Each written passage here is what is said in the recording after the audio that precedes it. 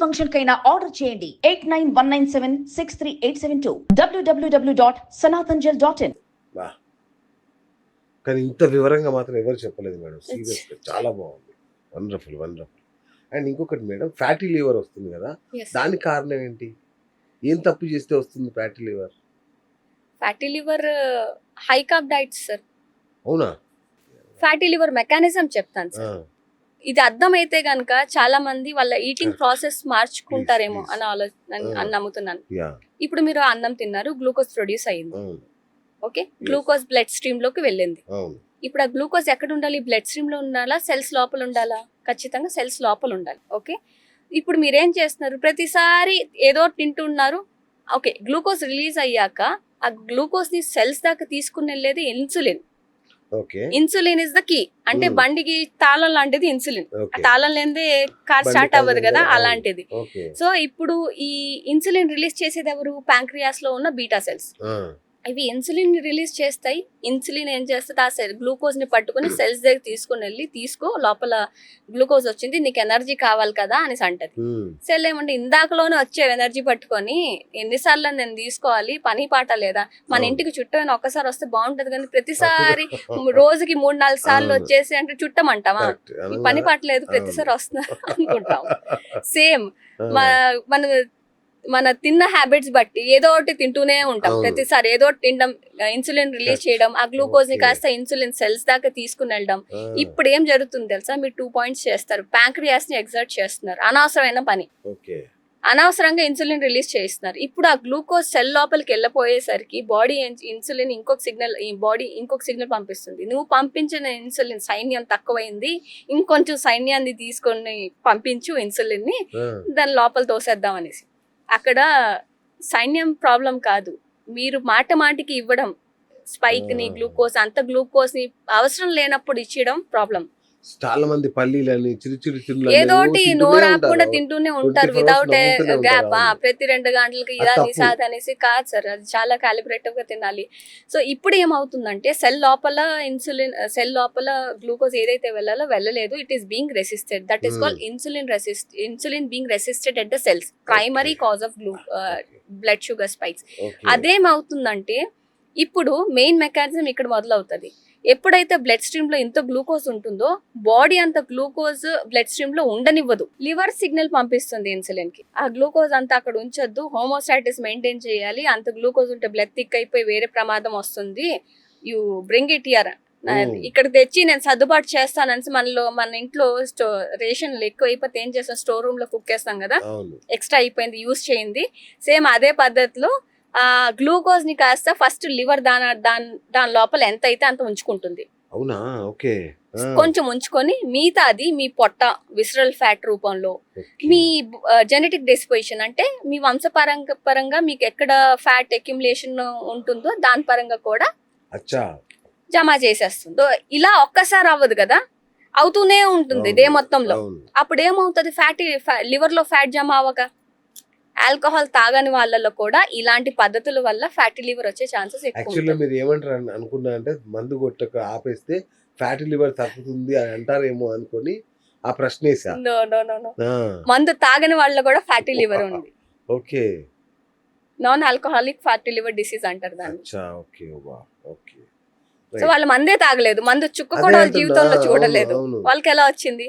ఇప్పుడు నేను చెప్పిన మెకానిజం ప్రకారమే తరచుగా గ్లూకోజ్ స్పైక్ రావడం, ఆ గ్లూకోజ్ బ్లడ్ లో కాస్త ఉండకూడదు అనేసి లివర్ దాన్ని తెప్పించి దానిలో స్టోర్ చేసుకోవడం, మళ్ళీ వేరే చోట స్టోర్ చేయడం, ఇది మెకానిజం. దీనివల్ల ఖచ్చితంగా మీకు అంటే మీ తింటున్న తిండి ఎప్పుడు తింటున్నారు, ఎలా తింటున్నారు, ఎంత ఇంపాక్ట్ చేస్తుందో చూడండి మేడం. ఇంకోటి కిడ్నీ పెయిన్స్ వస్తాయి, యూరిక్ యాసిడ్ పెయిన్స్ ఉంటాయి. అవును, వీటిని కూడా కంట్రోల్ చేయొచ్చు ఈ డైట్ తో?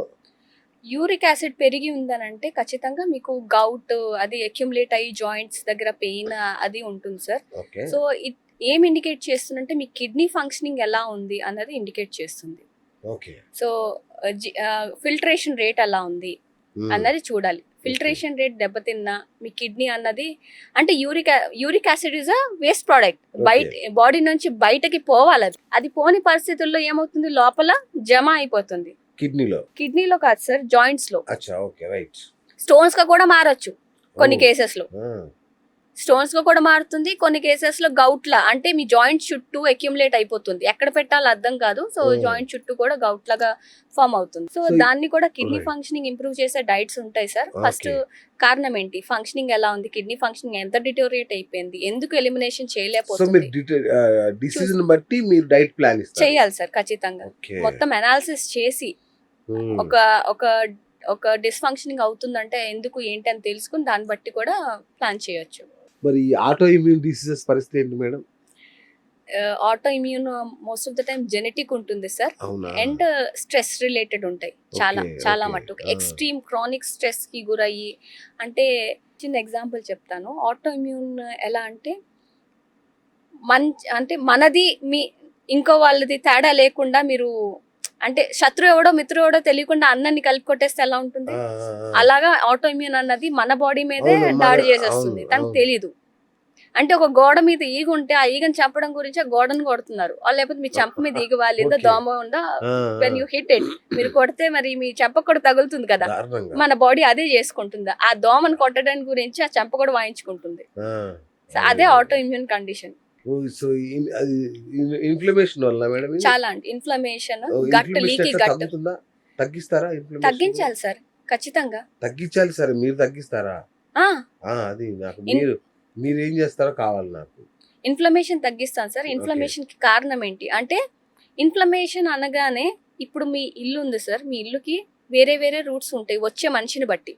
సో ఇన్ఫ్లమేషన్ అదే, కానీ కాజెస్ అంటే what is causing the inflammation అన్నది వేరు ఉంటుంది. సో ఈ మనిషిలో కాజ్ వేరు ఉండొచ్చు. అంటే జూబ్లీ హిల్స్ నుంచి వచ్చేవాడు వేరే చోటు నుంచి మీ ఇంటికి ఆ రూట్ వేరు, బంజారా నుంచి వచ్చిన వేరే రూట్ ఫాలో అవుతారు.